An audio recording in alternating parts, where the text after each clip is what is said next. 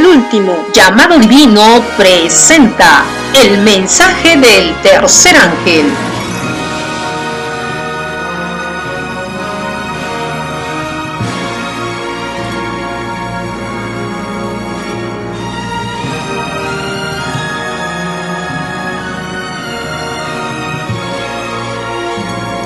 Tema número 3.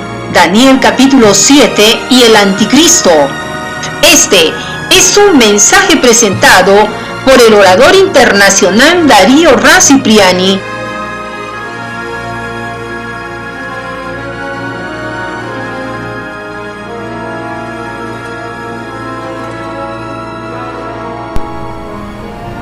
Cordiales saludos, amigos y hermanos. Hoy vamos a continuar con nuestros estudios proféticos que llevamos día a día. En nuestros dos temas anteriores habíamos hablado acerca de las señales del fin y del tiempo exacto cuando la cronología de Daniel capítulo 2 nos lleva hacia ese periodo final. Hemos descubierto por ambas profecías que el fin de la historia llegará cuando todo el mundo esté diciendo paz y seguridad, cuando los falsos cristos se estén presentando en toda la tierra declarando que llegó el tiempo del acuario, de la paz mundial. Por otro lado, veremos la unión de las religiones, la unión de las naciones, y así es como se completarán los hechos. También se estará viendo en ese tiempo lo opuesto de la paz: guerras, terremotos, desastres, enfermedades, todas estas producidas a causa de esas guerras tontas que se están desarrollando en el Medio Oriente y en el mundo entero. Ahora mismo tenemos las amenazas de la Tercera Guerra Mundial. Los Estados Unidos no están tranquilos, están queriendo provocar la guerra por cualquier lado. Conflictos con China, conflictos con Rusia, conflictos con Corea del Norte, conflicto con Venezuela. El asunto se pone candente hasta la fecha 2017 en que estamos viviendo hoy. Pero para ese tiempo, también dicen las Escrituras que aparecería el poder del anticristo. A decir verdad, los dos temas anteriores que hemos tocado han sido con el propósito de demostrar que estamos en el tiempo del reinado del anticristo, ya que este reinado se compondría precisamente de las ideas de paz y seguridad que estaría proclamando el anticristo en unión con Satanás, con el espiritismo. Ahora bien, lo que necesitamos es descubrir quién es ese anticristo.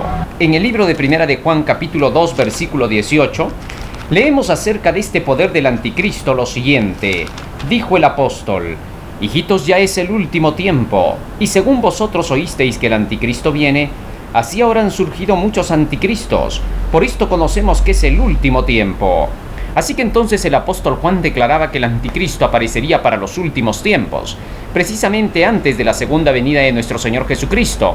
Él está hablando aquí proféticamente. Si es verdad que en sus tiempos estaban apareciendo muchos anticristos porque se estaba iniciando el paganismo mezclado con el cristianismo, ahora para este último tiempo era en especial el asunto, porque él dice: ya sabemos que es el último tiempo. Sin duda el apóstol Juan estaba consciente de que todavía en sus días Cristo no vendría, porque él mismo había escrito el Apocalipsis, y en el Apocalipsis nosotros encontramos profecías largas de tiempo, que tienen milenios. Así que el apóstol Juan sabía muy bien eso. El mismo apóstol Pablo también decía: resta pues que el tiempo es corto, y que Cristo ya venga.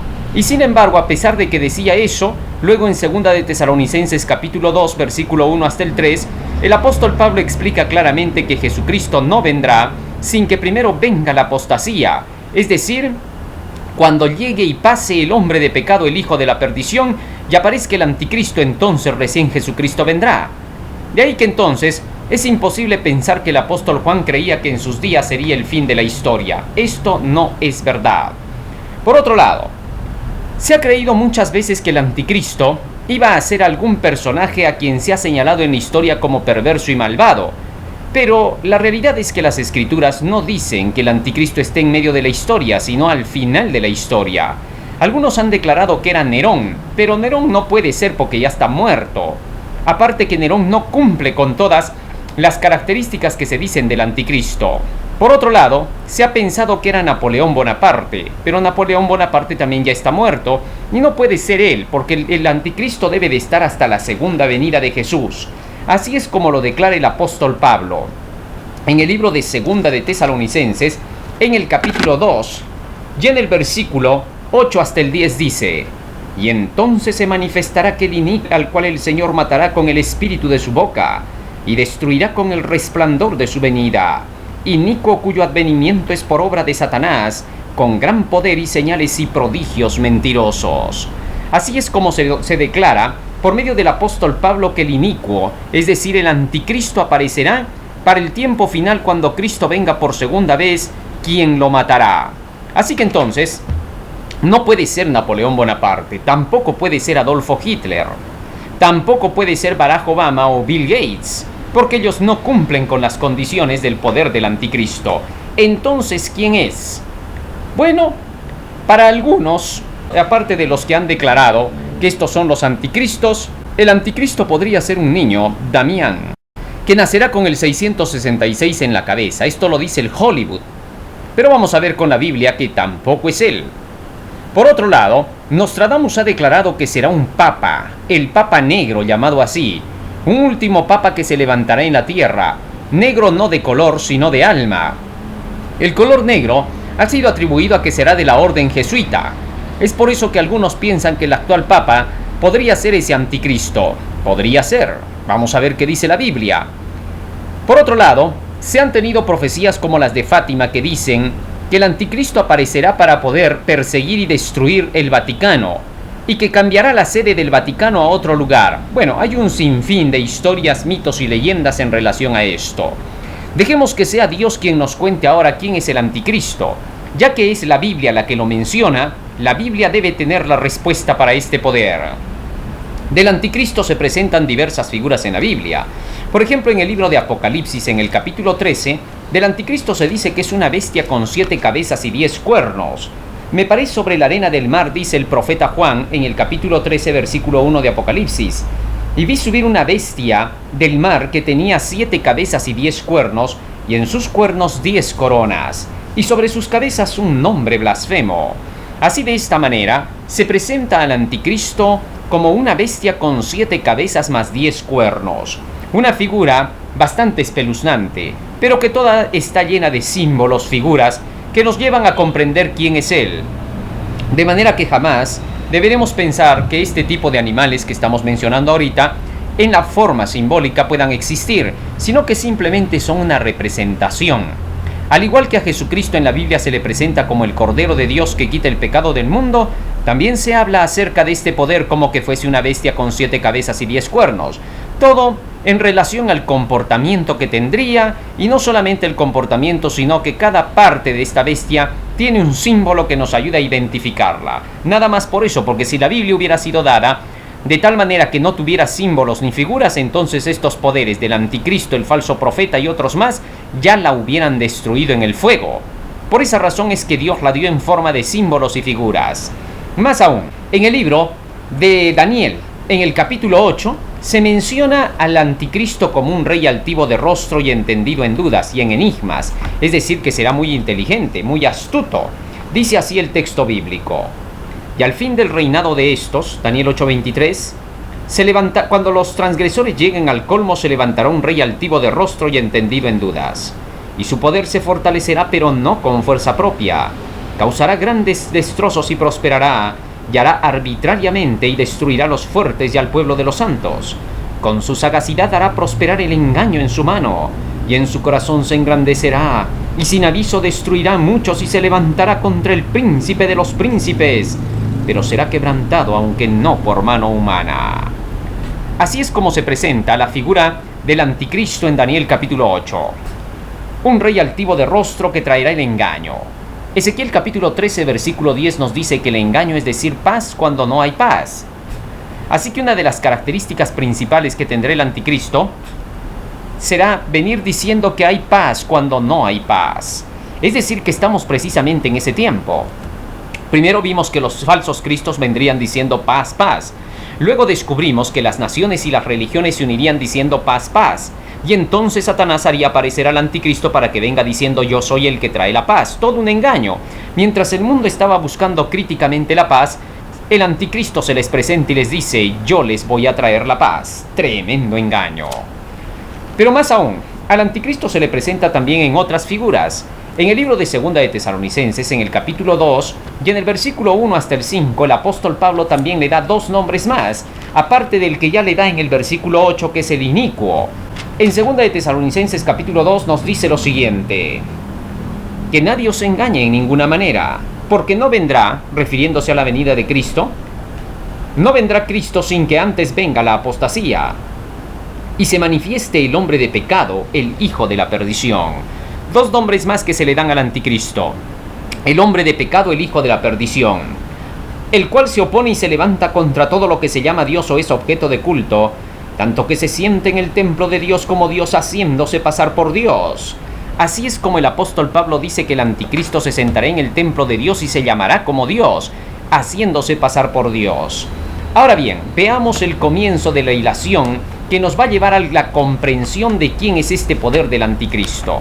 En Daniel capítulo 7, el profeta Daniel comienza una hilación acerca del poder de la bestia. Comienza con 4 imágenes, 4 bestias grandes y gigantes. Con la base de Daniel capítulo 2 que hemos estudiado antes, vamos a tener la facilidad de poder comprender esta simbología. Habíamos estudiado en Daniel capítulo 2 acerca de una imagen con la que soñó Nabucodonosor. La cabeza era de oro, que representaba a Babilonia. El pecho era de plata, que representaba a los persas. El vientre era de bronce, que representaba a Grecia. Y las piernas eran de hierro, que representaban a Roma. Mientras que los 10 dedos de los pies representaban a una división romana en el año 476 después de Cristo. Así, en conclusión, tenemos hasta allí a 4 imperios que iban a gobernar la tierra: Babilonia, Persia, Grecia, Roma, y Roma se dividiría en 10. Ahora vamos a ver la misma cronología histórica, solamente que en forma de animales. Dice así el profeta.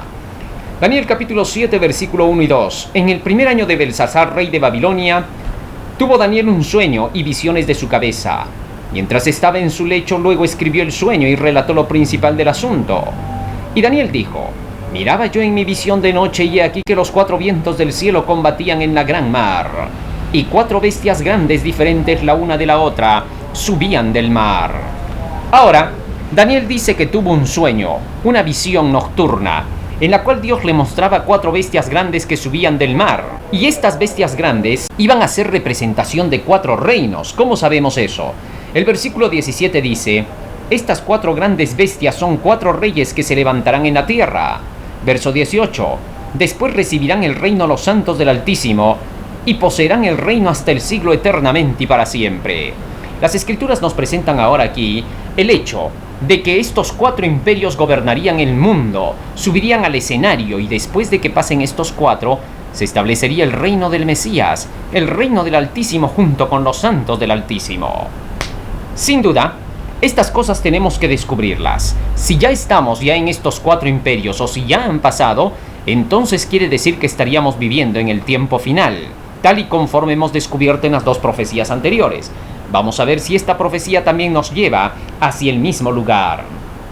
Dice el versículo 4, ahora comenzando, para demostrar qué cosas son estas 4 bestias que estaban combatiendo en un mar turbulento. En Apocalipsis capítulo 17, versículo 15, la Biblia nos dice que el mar son pueblos, naciones, tribus y lenguas. De tal manera que entonces, de en medio de todas las naciones y pueblos y tribus y lenguas, estas 4 bestias subían y emergían para poder luchar en el mundo y convertirse en potencias mundiales. Las potencias están aquí representadas por las grandes naciones. El versículo 4 dice: la primera bestia era como un león y tenía alas como de águila. Yo estaba mirando hasta que sus alas fueron arrancadas, y fue y se levantó del suelo y se puso derecha sobre los pies a manera de hombre, y le fue dado un corazón de hombre. La figura nos está mostrando a un león con alas de águila. ¿A quién puede representar este león?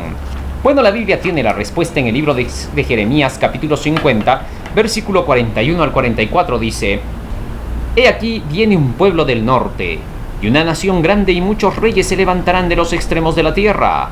Arco y lanza manejarán, serán crueles y no tendrán compasión. Su voz rugirá como el mar y montarán sobre caballos. Se prepararán contra ti como hombres a la pelea, oh hija de Babilonia. Aquí se presentan naciones que vendrían contra Babilonia.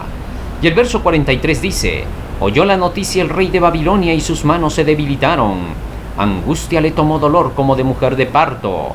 He aquí que como león subirá de la espesura del Jordán a la morada fortificada, porque muy pronto le haré huir de ella. Ahora dice que el rey de Babilonia se aterrorizó cuando supo que venían para poder destruir Babilonia.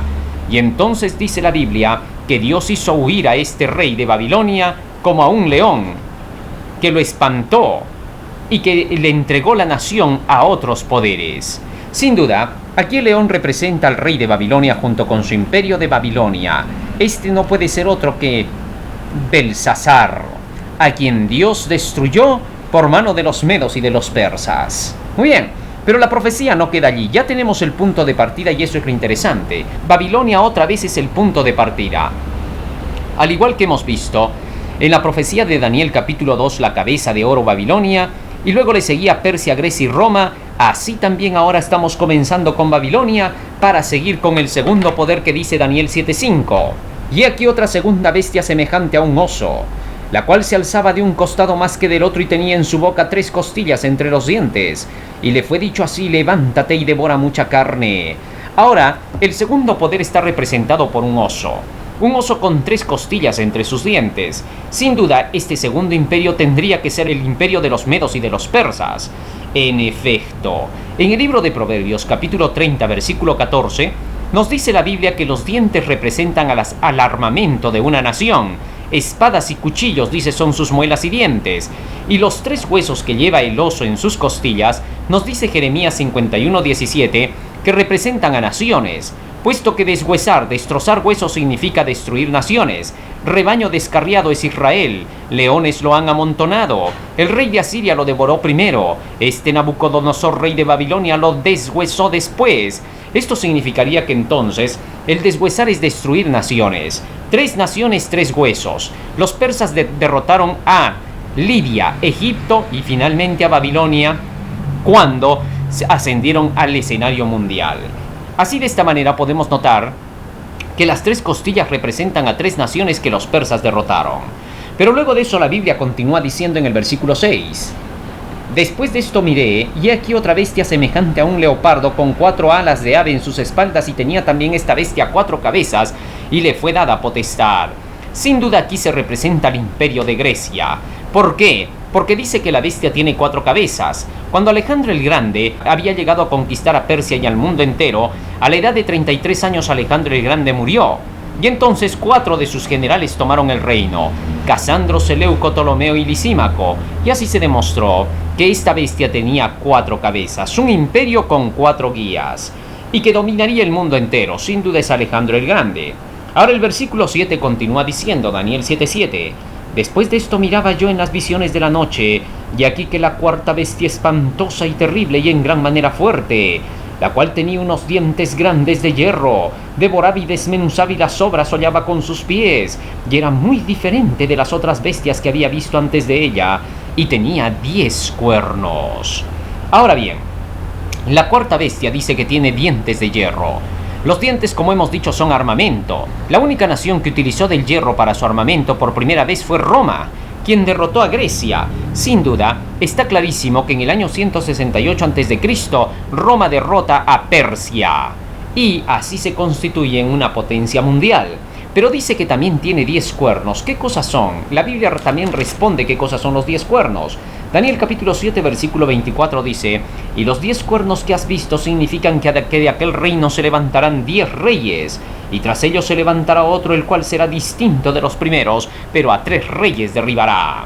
Sin duda, estos 10 cuernos representaban a 10 reinos. ¿Quiénes son estos 10 reinos? Obviamente que son los reinos bárbaros, como lo vimos en los 10 dedos de los pies de la estatua: érulos, vándalos, ostrogodos, visigodos, burgundios, suevos, lombardos, francos, anglosajones y germanos. Estos son los 10 reinos que fraccionaron al imperio romano. Pero luego de eso dice la profecía que 3 de ellos caerían y que uno se levantaría en su lugar. Daniel capítulo 7 versículo 8 dice: mientras yo contemplaba los cuernos, he aquí que otro cuerno pequeño salía entre ellos, y delante de él fueron arrancados 3 cuernos de los primeros. Y aquí que en este cuerno había ojos como ojos de hombre y una boca que hablaba grandes cosas y blasfemias. Ahora dice que 3 reinos caerían delante de él. Los 3 reinos que cayeron según la historia de entre los reinos bárbaros fueron los érulos, vándalos y ostrogodos. por causa de que estos eran arrianos y deseaban buscar la caída del cristianismo, que en ese tiempo estaba representado por el catolicismo romano. Cuando el Papa se enteró de esto, buscó la forma de poder combatirlos y así también exterminar la herejía del arrianismo. Y en efecto, cayeron los cérulos y luego Justiniano le ayudó para la caída de los vándalos y finalmente, con Belisario su general, sacaron a los ostrogodos de Italia expulsándolos. Debido a que estos no estaban preparados para el asalto, tuvieron que salir huyendo. Y así, Justiniano queda como dueño y señor prácticamente de Italia-Roma. Y él le hace entrega a Virgilio I, su hijastro, el trono pontificio, para que él se convirtiera en el obispo de la Iglesia Católica Romana. Así es como comienza el poderío de la Iglesia Católica. Pronto el Imperio Romano iría decayendo en forma política, pero surgiría con poder y potencia a través del imperio religioso de los papas. Así es como entonces estos tres caen, los arrianos, y sube en su lugar el papado. Ahora bien, estos tres eran arrianos porque seguían las doctrinas de un hombre llamado Arrio. Arrio fue un ex sacerdote católico romano que fue expulsado de la iglesia por haber estado predicando según la iglesia herejías. ¿Cuáles eran las herejías? Decir que Cristo no era Dios. A causa de eso, fue que entonces este Arrio fue echado. Y este arrianismo se extendió por estas tres naciones, y por eso es que finalmente fueron combatidas, y debido a eso es que Virgilio I le llamó al Papa corrector de los herejes. Así comenzaría una nueva era, donde los herejes serían perseguidos, maltratados y destruidos por causa de este poder. Cualquier disidente contra las ideas papales iba a ser catalogado como que fuese un enemigo de la fe. Es increíble. El tipo de intolerancia religiosa es la más fuerte que puede existir. Así que cuando se declaraban herejes a aquellos que no pertenecían a la fe católica o que cuando menos no simpatizaban con ella, y que eran tratados como extremistas, disidentes, desorganizados, infiltrados, etc., y un sinfín de cosas, por las cuales vino las persecuciones, estas ideas prevalecerán hasta el fin del tiempo. Ahora bien, se dice acerca de este poder que se levantaría especialmente para poder gobernar la tierra durante 3,5 tiempos. Dice así Daniel capítulo 7, versículo 25. Y hablará palabras contra el Altísimo, y a los santos del Altísimo quebrantará y pensará en cambiar los tiempos y la ley, y serán entregados en su mano hasta tiempos y la mitad de un tiempo. Hablando ahora acerca de este poder del papado, nos dice que blasfemaría contra Dios. ¿Cómo podía ser esto? Después de haberse levantado en contra de los herejes, después de haber perseguido a los paganos arrianos, ahora dice que este poder blasfemaría contra Dios. ¿Cuál es el punto de la blasfemia? ¿Qué se le llama blasfemia? ¿Qué es insultar a Dios? Porque si no entendemos esto, podríamos tergiversar las escrituras. Libro de San Juan capítulo 10, versículo 30 y 33, nos explica el mismo Jesucristo qué cosa es la blasfemia. Dice: yo y el Padre somos uno, declaró Jesucristo en el versículo 30. Y en el versículo 33, le respondieron los judíos diciendo: por buena obra no te vamos a apedrear, sino por la blasfemia, porque tú siendo un hombre te llamas como Dios. Así que entonces, la blasfemia es llamarse como Dios. Hemos leído que del anticristo se sentaría en el templo de Dios y se llamaría como Dios. Y ahora nos dice que este poder hablaría contra Dios, que insultaría al Altísimo con blasfemias. Y la blasfemia dice que es llamarse como Dios. ¿Qué cosa es llamarse como Dios? San Mateo capítulo 23, versículo 9, Jesucristo declaró en sentido religioso: y no llaméis Padre vuestro a nadie en la tierra, porque uno es vuestro Padre, el cual está en los cielos. De esta manera es como nosotros podemos darnos cuenta que llamarse como Dios es decirse Padre, Santo Padre. Sin duda el sistema del papado hizo esto. Después del año 538 asumió el título de Santo Padre, y desde allí hasta el día de hoy entonces se llamaría así: Papa, Papa Santo Padre. Bueno, la Biblia dice que esto es una blasfemia porque se está llamando como Dios, pero eso no es todo. Luego dice: perseguirá a los santos del Altísimo. ¿Qué cosa es perseguir a los santos del Altísimo? En el libro de San Juan capítulo 17, versículo 17, la Biblia dice: santifícalos en tu verdad, tu palabra es la verdad. Santificados son aquellos que estudian la palabra. Ah, ¿por qué? Porque la palabra santificar significa separar, apartar para un uso sagrado. Y todos aquellos que estaban estudiando entonces la Biblia durante ese periodo estaban separados y apartados por Dios de en medio de todas las creencias paganas, mundanas y aún de los errores papales, ya que en ese tiempo el sistema del papado comenzó a introducir errores que luego traerían consecuencias nefastas: la excomunión, la persecución contra los disidentes, las indulgencias, la venta de trozos en el cielo y el atribuir que ciertos personajes, tanto santos como profanos, podían tener la capacidad de ser intercesores y milagrosos. Se atribuyó a María como que fuese la abogada e intercesora. Se atribuyó a los apóstoles como que fueran los santos intercesores, siendo aún que la Biblia decía algo distinto en 1 de Timoteo 2:4, que el único mediador entre Dios y los hombres es Jesucristo hombre. A pesar de todo eso, el Papa introdujo estas creencias y a causa de eso se le reclamó por todo lo que estaba haciendo. Fueron entonces los grandes reformadores los que se levantaron para poder declarar que esta iglesia estaba cometiendo errores porque se estaba yendo en contra de la Biblia. Tales reformadores eran gente estudiosa de la Biblia. Tenemos el caso de Juan Wycliffe, uno de los primeros reformadores y más poderoso. Este Juan Wycliffe había reclamado a la Iglesia Católica que se estaba desviando de la fe, por lo cual fue perseguido hasta el último día de su vida, y después de muerto todavía se sacó su cadáver, se lo exhumó y se juzgó a sus huesos, se lo sentenció y finalmente se declaró que había que quemarlo en el fuego y enviar sus cenizas hasta el río Rin. Increíble, esto fue lo que hizo este sistema en el tiempo cuando se le reclamó sus errores. Por otro lado se levantó Juan Hus, doctor en teología, reconocido por el Vaticano, y este hombre, estudioso de la palabra del Señor, reclamó a la iglesia que se estaba equivocando. Por hacer eso, inmediatamente lo subieron a la estaca y lo quemaron en la plaza de Praga. No solamente a él, al poco tiempo también, después de casi un año, a Jerónimo, su amigo, por declarar las mismas palabras de que la iglesia estaba en error y que el papado estaba en error. Entonces fue llevado hasta Praga, levantaron la estaca y ahí al lado de la estaca donde fue clavada la estaca de Juan Hus fue quemado Jerónimo. Increíble. Pero eso no es todo. Zwinglio se levantó en Suiza para reclamar los errores papales y también fue perseguido como un disidente, como un rebelde y renegado. Por otro lado también se levantó Martín Lutero, hombre estudioso, poderoso en teología, conocedor de muchas cosas de la Biblia, mucho más poderoso que todos los que habían en su tiempo en teología.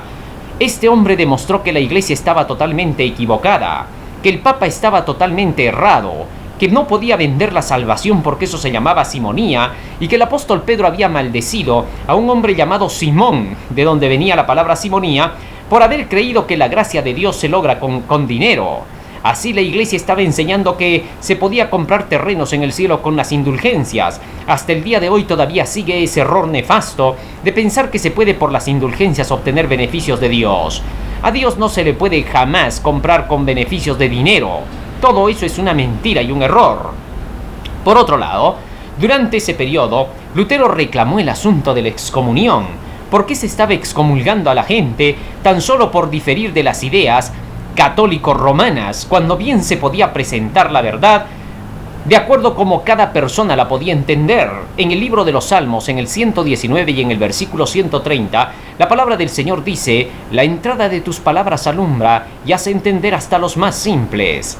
Así es como la Biblia enseña que cualquiera puede entender la Biblia cuando el Espíritu Santo lo guía, si es que esta persona es humilde para entender exactamente o para seguir exactamente como la Biblia dice. Jesucristo declaró: «Todo aquel que quisiera hacer la voluntad de Dios conocerá de la doctrina si es de Dios o no». Aquel que busca hacer la voluntad de Dios definitivamente es conducido por Dios para entender la Biblia. Por eso cuando Jesús predicaba, ahí estaba el rico, estaba el pobre, pero también estaba el analfabeto y el niño, estaba el anciano y el joven, estaba el hombre y la mujer. Todos podían entender las palabras de Cristo, puesto que las palabras de Cristo son sencillas. La misma Biblia tiene las respuestas cuando hay símbolos y figuras. Esto es lo maravilloso de la palabra del Señor. Pero bien, a pesar de todo esto, aquel hombre fue perseguido, condenado por una bula y sentenciado a muerte para que cualquiera que lo encontrara lo matara. Dios protegió a Martín Lutero para que saliese la verdad. Pronto desde Wittenberg salió la primera Biblia, que había sido impresa en una imprenta de madera. Así es como la palabra del Señor comenzaría una nueva era de luz, de verdad para el mundo entero. Roma entonces parecía que iba a desaparecer, iba a caer por las tinieblas espirituales que habían introducido. Todo el error venía de parte de Roma papal. Pero luego se levantó otro reformador más adelante, William Tyndale. William Tyndale también defendió la verdad, y entonces el resultado fue la persecución Lo cogieron y entonces lo llevaron hasta la hoguera, lo ahorcaron y luego lo quemaron. Este fue el final de una era de rechazo contra la palabra de Dios. Durante todo ese periodo nos dice la Biblia que dicho poder pensaría en cambiar los tiempos y la ley, dice Daniel 7:25. ¿Cómo fue esto? Los tiempos y la ley fueron cambiados en el año 321 por Constantino el Grande. Constantino el Grande se llamaba entonces el sumo pontífice. Él se puso ese título, Pontifex Maximus, como lo revelan hasta el día de hoy ciertas monedas que se han encontrado de aquel periodo, en las cuales se ve el rostro de Constantino juntamente con el título Pont Max, que significa máximo pontífice. La palabra pontífice deriva del término ponte, puente. Así que este se llamaba el puente entre el cielo y la tierra. Pero la Biblia dice claramente que el único puente entre el cielo y la tierra es Jesucristo. Él declaró en San Juan, capítulo 14, versículo 6, «Yo soy el camino, la verdad y la vida, y nadie viene al Padre si no es por mí». Constantino se llegó a llamar el Mesías. Es increíble cómo este hombre creía ser un Mesías para su tiempo. Todo esto, sin embargo, fue satánico. Él había hecho creer que en el año 313 se había convertido al cristianismo, pero en el año 325 seguía llamándole al sol el venerable sol. ¿Cómo va a llamarle el venerable sol si eso era una creencia pagana? Bueno, a decir verdad, Constantino adoraba al sol Invictus. Pero eso no es todo. Este Constantino cambió los 10 mandamientos e introdujo lo que hoy se llama el catecismo. Fue en el año 321 cuando Constantino quitó 2 mandamientos a la ley. En el primer mandamiento de la ley de Dios en el libro de Éxodo capítulo 20 versículo 3 se nos dice: «No tendrás dioses ajenos delante de mí». Esta fue la orden del Señor, no tener otros dioses delante de Él. Cuando el trabajo, los estudios, los amigos o el dinero se ponen en primer lugar y se deja a Dios de lado, a Dios se lo está poniendo en segundo plano. Pero en el catecismo ahora dice amar a Dios sobre todas las cosas. Bueno, es un mandamiento muy parecido. En el segundo mandamiento de la ley de Dios dice, versículo 4 hasta el 6, «No te harás imagen ni ninguna semejanza de lo que está arriba en el cielo ni abajo en la tierra. No te inclinarás a ellas ni las honrarás, porque yo soy Jehová tu Dios fuerte y celoso, que visito la maldad de los padres sobre los hijos hasta la 3ª y 4ª generación de los que me aborrecen, y hago misericordia a aquellos que me aman y guardan mis mandamientos». Este mandamiento prohíbe la idolatría. No te harás, dice, imágenes de lo que esté en el cielo, la tierra, ni en el mar, ni debajo de la tierra. En el cielo está Dios Padre, Dios Hijo, Dios Espíritu Santo, los ángeles, el sol, la luna y las estrellas, y no hay que hacerse imágenes de nada de esto. En la tierra están los seres humanos y los animales, tampoco de estos. Y debajo de la tierra los animales. De ninguno de estos hemos de hacer ningún tipo de idolatría. Tampoco haremos imágenes de ninguno de estos ni hacer idolatría. No te inclinarás a ellas ni las honrarás, dice el texto bíblico. Quiere decir que no debemos rendirles culto de adoración para nada a ningún tipo de imagen. Sin duda las imágenes son pura idolatría. No pueden ver, ni oír, ni andar. Por lo tanto son una farsa y un tremendo engaño a la sociedad. Por otro lado, en el catecismo este segundo mandamiento ya no existe. En el catecismo dice no jurar su santo nombre en vano. Fue quitado deliberadamente. Ya no, la gente no puede entender así que no puede hacer idolatría. En el tercer mandamiento dice, no tomarás el nombre de Jehová tu Dios en vano, porque no dará por inocente Jehová el que tome su nombre en vano. Este mandamiento ha sido subido al segundo en el catecismo, y en lugar de este en el tercero del catecismo se ha puesto santificarás las fiestas. Sin duda ya es un cambio totalmente radical. Pero eso no es todo. En el cuarto mandamiento la Biblia dice, acuérdate del día del sábado para santificarlo. 6 días trabajarás y harás toda tu obra, mas el 7º día es reposo para Jehová tu Dios. No hagas en él obra alguna tú, ni tu hijo, ni tu hija, ni tu siervo, ni tu criada, ni tu bestia, ni tu extranjero que está dentro de tus puertas. Porque en 6 días hizo Jehová los cielos y la tierra, y en el sábado descansó y reposó. Así es como el Señor bendijo y santificó el día del sábado. Pero en el cuarto mandamiento del catecismo ya no dice nada sobre esto. Solamente dice, honra a tu padre y a tu madre para que tus días sean largos en la tierra que Jehová tu Dios te da. Este mandamiento es el 5º en la ley de Dios, pero ahora ha sido puesto en lugar del 4º en el catecismo. Es por eso que en el 4º ya no se ve nada en relación con el día sábado. Así fue como deliberadamente este poder intentó cambiar los tiempos y la ley. Intentó porque no lo logró. Hasta el día de hoy el pueblo del Señor sigue guardando el día sábado. ¿Y por qué es tan importante el sábado? Ezequiel capítulo 20, versículo 12 y 20 nos da la respuesta. En el versículo 12, el profeta Ezequiel recibió la palabra del Señor que le decía de la siguiente manera. Ezequiel capítulo 20, versículo 12. Y les di también mis días de sábado para que fuesen por señal entre mí y ellos, para que supiesen que yo soy Jehová que los santifico. Versículo 20. Y santificad mis días de sábado, y sean por señal entre mí y ellos, para que sepan que yo soy Jehová vuestro Dios. Así entonces el sábado se convirtió en una señal, dice aquí, una señal que Dios nos ha puesto de santificación. Donde se enseña a guardar el sábado se enseña la santificación. Donde no se enseña a guardar el sábado no habrá santificación. Es en vano pensar que exista santificación en una iglesia donde los 10 mandamientos no se enseñan completos. Y luego dice más aún, que esta señal será una señal identificatoria entre Dios y su pueblo. La Biblia nos habla acerca de la marca de la bestia y de la marca de Dios. La marca de Dios viene a ser este día sábado como lo estamos viendo, el sello divino. Mientras que la marca de la bestia viene a ser el día que fue cambiado en lugar del sábado. ¿Qué día fue impuesto en lugar del sábado? Constantino en el año 321 hizo el cambio, el sábado por el domingo. Al quitar el cuarto mandamiento de la ley de Dios, en el tercero que dice santificarás las fiestas, impuso la creencia del domingo. Dios jamás dio el permiso para que el domingo tuviera que ser establecido, sino que el hombre lo estableció a su antojo. Desde allí en adelante, la Iglesia Católica reconoce claramente que el día domingo es la señal de su autoridad. Tal como lo dice el Expediente Católico de septiembre 1, 1923. El domingo es nuestra marca de autoridad.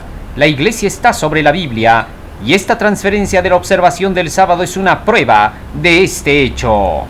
Por otro lado, este domingo comenzó a ser establecido y por causa de esto hubo persecuciones contra los que guardaban el día sábado, haciéndoseles pasar como judaizantes. Todo esto sucedió durante la Edad Media y Juan Pablo II reconoció en el tiempo de su pontificado pidiéndole perdón a todos los perseguidos, a todas las iglesias perseguidas por causa de su fe, el antisemitismo que tuvieron contra los judíos por causa de su día sábado y otros asuntos más relacionados con ellos. Así es como entonces los tiempos y la ley fueron cambiados por este poder. Pero eso no es todo. De este poder se dice, y gobernará el mundo por tiempo, tiempos y la mitad de un tiempo. Todo este periodo de tiempo, tiempos y la mitad de un tiempo, Dios le dio a este poder para que se arrepintiera, pues todo ese periodo le envió reformadores, predicadores del Evangelio, santos hombres de Dios, apartados por Dios por la palabra del Señor, para que le mostraran al Papa que estaba equivocado. Pero contrario a eso, rehusó arrepentirse, y cuando se terminó su periodo, terminó también su oportunidad, porque Dios dijo que apenas terminara tiempo, tiempos y medio tiempo, este poder caería. ¿Pero qué cosa es tiempo, tiempos y la mitad de un tiempo? En el libro de Apocalipsis capítulo 12, versículo 14, volvemos a encontrar esta frase, tiempo, tiempos y la mitad de un tiempo. Dice así el texto bíblico. Versículo 14, Apocalipsis 12, 14, y se le dieron a la mujer las 2 alas de la gran águila, para que volase de delante de la serpiente al desierto, a su lugar donde es sustentada por un tiempo, tiempos y la mitad de un tiempo. Tiempo, tiempos y la mitad de un tiempo. ¿Qué es eso? El versículo 6 nos da una respuesta. Dice, y la mujer huyó al desierto donde tiene lugar preparado por Dios, para que allí la sustenten por 1260 días. Así que el versículo 14 dice tiempo, tiempos y medio tiempo, pero el 6 dice 1260 días. ¿Por qué? Bueno, porque en el calendario hebreo un tiempo representa un año. 3 y medio tiempos serían 3 y medio años.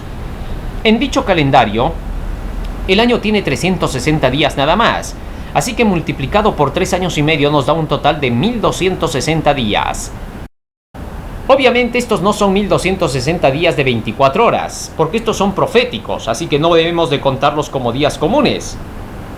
La Biblia nos dice en el libro de Ezequiel capítulo 4 versículo 6 que las profecías deben de contarse como años, los días deben de contarse como años. Dice así, cumplidos estos, te acostarás sobre tu lado derecho por segunda vez, y llevarás la maldad de la casa de Israel. 40 días, día por año te lo he dado. Así que entonces, día por año es la clave profética que debemos utilizar dentro de las profecías bíblicas. Si 1260 días entonces deben contarse como años, sería un milenio más 260 años, 1260 años. En efecto, El poder del papado comenzó en el año 538 a.C. cuando son expulsados los ostrogodos. Y contando desde ese 538 después de Cristo hasta el día en que Napoleón Bonaparte toma preso al Papa Pío VI, se lo lleva deportado hasta Valencia en Francia, donde por el maltrato muere, han pasado exactamente 1260 años.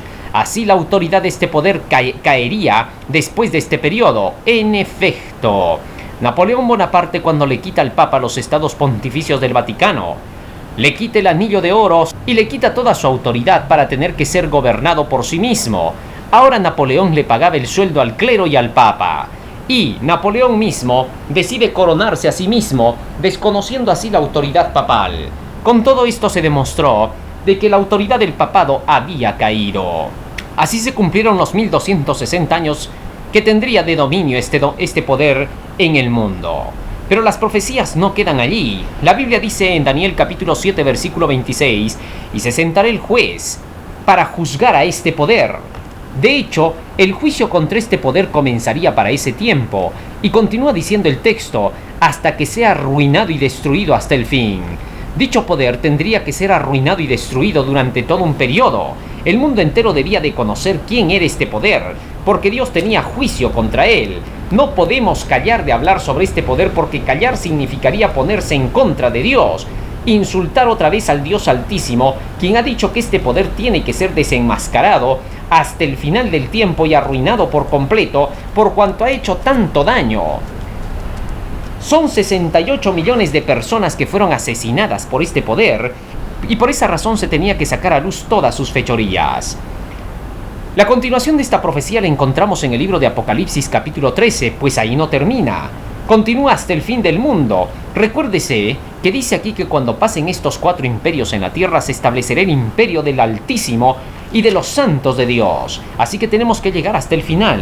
En Apocalipsis 13, versículo 1, ahora la bestia se le presenta con 7 cabezas y 10 cuernos, pero el versículo 2 nos da sus características. Dice, y la bestia que vi era semejante a un leopardo, que representaba a Grecia, y tenía, dice, las patas como de oso, que representaba a Persia, y tenía la boca de león, que representaba a Babilonia, y tenía la autoridad de un dragón, que representaba a Roma, con sus 10 cuernos.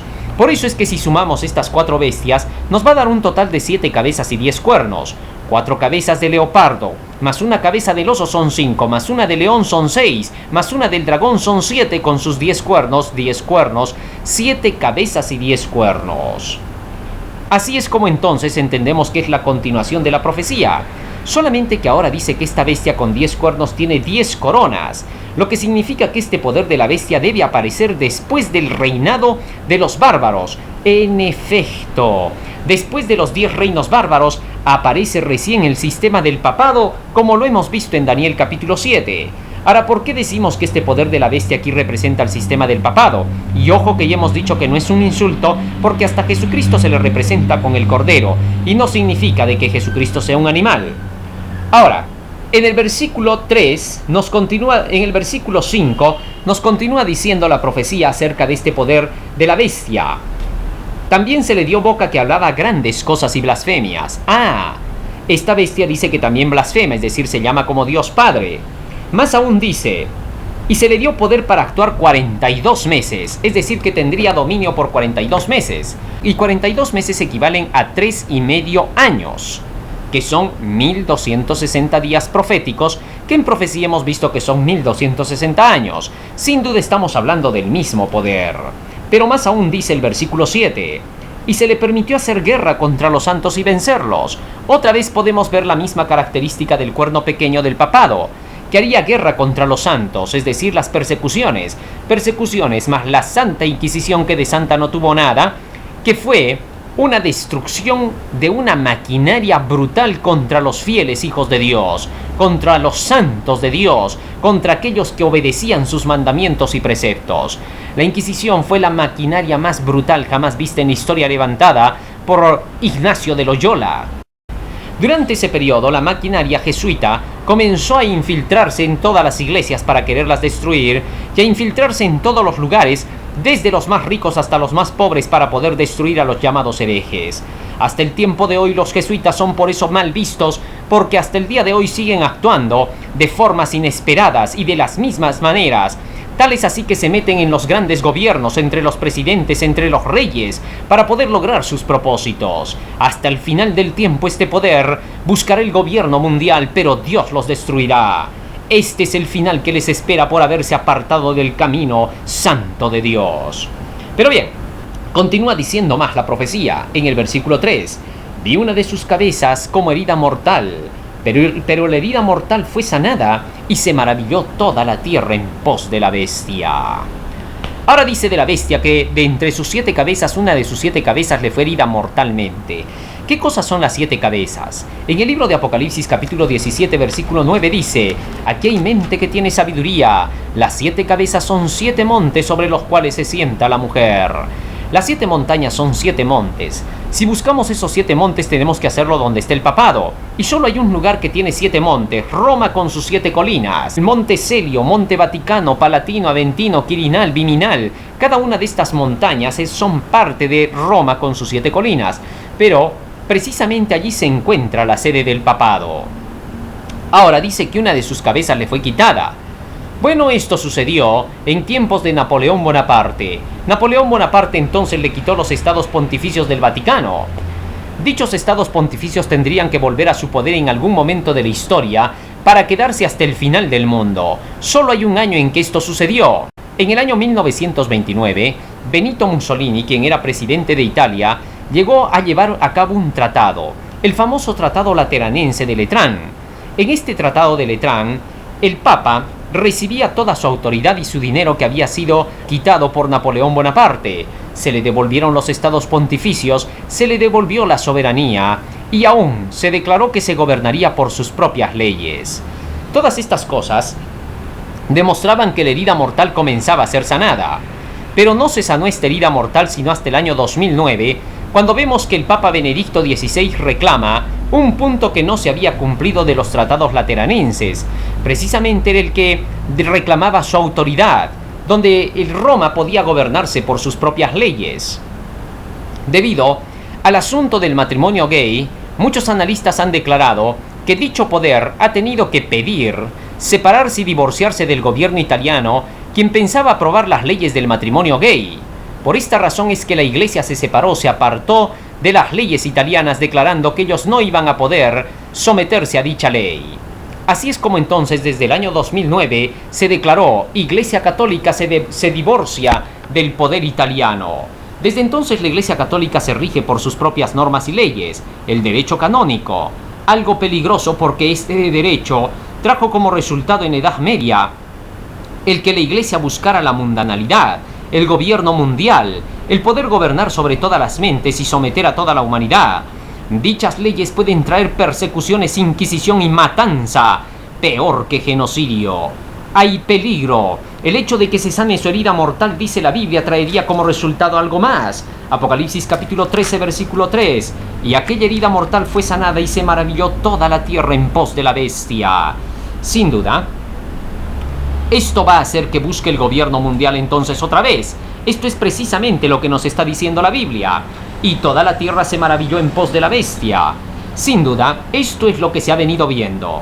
En el año 2010, solo un año después del divorcio con Italia, el Papa Benedicto XVI solicitó ante la Organización de las Naciones Unidas que se establezca una sola autoridad pública mundial a través de su carta Caritas in Veritate. En dicha carta, el Papa dice: necesitamos una autoridad pública mundial. Esto significaría que lo que se está pidiendo aquí es un solo gobernante mundial, un solo gobierno mundial, un solo reino con un solo representante.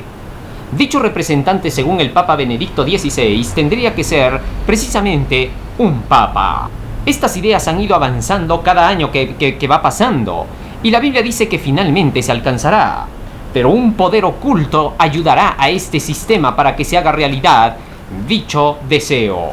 Apocalipsis capítulo 13, versículo 4 nos dicen las Escrituras: y adoraron al dragón que había dado la autoridad a la bestia, y adoraron a la bestia diciendo: ¿quién como la bestia y quién podrá pelear contra ella? ¿Cómo es que el dragón le puede ayudar a la bestia? ¿Quién es el dragón? Apocalipsis capítulo 12 versículo 9 dicen las escrituras: y fue lanzado fuera aquel gran dragón, la serpiente antigua que se llama Diablo y Satanás. Así que entonces, Satanás está representado aquí por el dragón. El satanismo entonces trabajaría para poder ayudar al Vaticano. ¿Pero cómo así?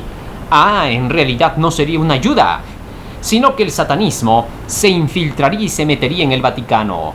Ya por el tiempo de Juan Pablo I, el llamado Papa Bueno, que solamente tuvo 33 días en el pontificado, se había hecho la denuncia de que los masones, un grupo ocultista y satánico, una sociedad secreta, infiltrada por los Illuminati, otra sociedad secreta creada por Adam Weishaupt en el año 1776, que buscaba el nuevo orden mundial, de cuya representación simbólica se encuentra en el billete de $1, con el Novus Ordo Seclorum o nuevo orden secular. En ese nuevo orden mundial, Adam Weishaupt pensaba que se establecerían nuevamente las ideas del catolicismo romano, por cuanto él era un jesuita también. Él había buscado que nuevamente se estableciera el poder de Roma. Pero dicho movimiento, a través de los masones, fue denunciado por Juan Pablo I. Por ese tiempo, precisamente muchos ahora declaran, como el video de Dan Brown de Ángeles y Demonios, que Juan Pablo I fue asesinado y envenenado por causa de saber mucho acerca del ocultismo. Así, de esta manera se demuestra que el ocultismo se infiltra en el Vaticano, lo utiliza. Esto significaría una posesión. Por eso todos nuestros hermanos católicos deben estar enterados acerca de esto, para saber que el catolicismo pronto sería atacado por el ocultismo. Pero no solo el catolicismo, sino también el protestantismo será atacado por el dragón, como lo veremos en nuestro siguiente tema, pues ahora solamente estamos hablando de Roma y su futuro.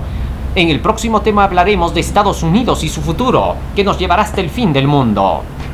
Muy bien, así que teniendo esto en cuenta, los ocultistas han decidido exterminar al cristianismo, y la mejor manera de que pueden hacerlo es primero atacar al catolicismo, que representa a la iglesia más grande del cristianismo, y luego pasar a los protestantes, que siguen representando al cristianismo como las demás iglesias. Ahora, ¿cómo es que viene sucediendo estas cosas? Resulta que Piers Compton, un representante de la Iglesia Católica quien vivió hasta el año 1996, había declarado que la Iglesia Católica estaba siendo infiltrada. Un defensor completo de la Iglesia Católica. Él murió católico, jamás quiso pertenecer a ningún otro movimiento. Y entonces él declaró: el cetro que llevan los papas es una cruz torcida que se había desarrollado y creado en la Edad Media por los brujos, y a la cual le llamaron el Anticristo. Esto significa, decía Piers Compton, que el catolicismo ha sido infiltrado por el ocultismo, por los Illuminati, quienes representan al Anticristo. Así, con estas palabras entonces declaró Piers Compton que la Iglesia Católica había sido totalmente infiltrada, tal como decía la profecía, y entonces después de eso, Roma ascendería al poder mundial, ayudada por el ocultismo. Pronto vamos a estudiar en un próximo tema acerca de quién es el ocultismo y qué ideas tiene, para poder hacer una comparación con lo que está pasando con el Vaticano. Pero eso no es todo. La profecía indica que todavía este poder llegará a gobernar el mundo. En efecto, en el año 2014, Simón Peres, expresidente de Israel, le dijo al Papa Francisco I: desde 1997 hemos creado la iniciativa de las Religiones Unidas y siempre hemos dicho que en el futuro vendría un Papa, el cual sería Dios para todas las religiones y gobernaría el mundo. Tú eres ese Papa, le dijo en el año 2014 Simón Peres a Francisco I. Desde entonces Francisco I se recorre el mundo, nación por nación, país por país, con su supuesto mensaje de la paz mundial, para poder reunir a todas las naciones y a todas las religiones bajo una sola sombrilla.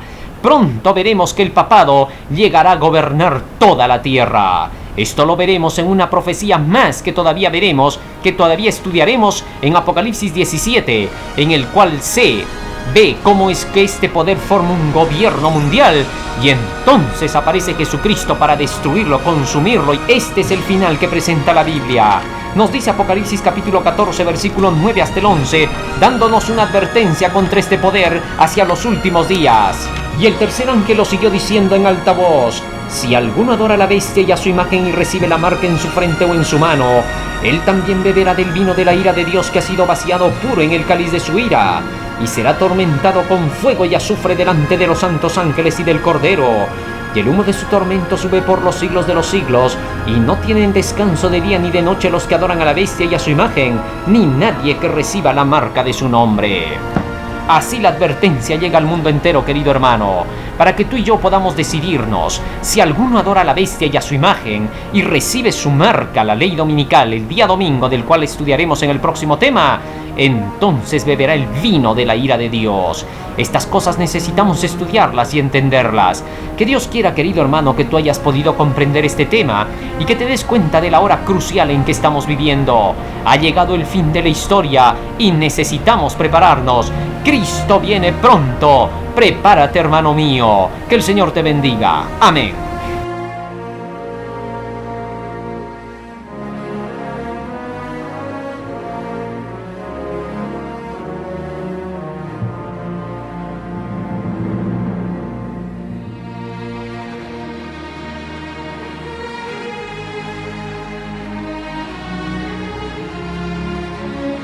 Este mensaje fue traído por tus amigos, los adventistas del séptimo día.